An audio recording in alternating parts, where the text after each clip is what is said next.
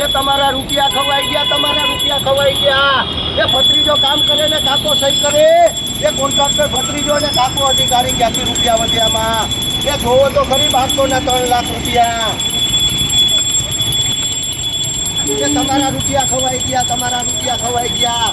આ લાખો નહીં કરોડો રૂપિયા છે. જુઓ તમે, જુઓ કે ધક્કા ખાવો રોડ ઉપર.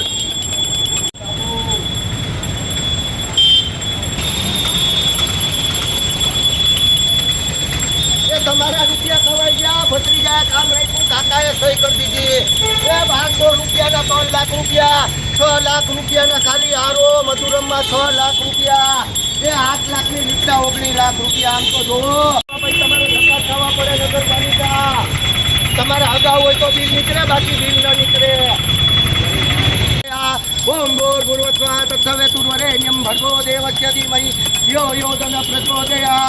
એ સદબુદ્ધિ આપો ને. તમારા રૂપિયા કરોડોના કૌભાંડ આવ્યા સામે. જાગો, એ ક્યાં રોડ ઉપર ધક્કા ખાવો, જાગો. એ તમારા રૂપિયા. નમસ્કાર મિત્રો, હું લોકેશ પોપટાણી. આજ સવારના બહુ મોટા કરોડો રૂપિયાના પાપના પોટલા મેં ખોલેલ હતા. આજે ફરી એક વખત મોટો ધડાકો થઈ રહ્યો છે. જૂનાગઢ અર્બન ટીંબાવાડીની અંદર જે મેં સવારના ભ્રષ્ટાચાર થયો હતો તેનો ખુલાસો કર્યો હતો, તેની અંદર બહુ મોટો ખુલાસો જઈ રહ્યો છે.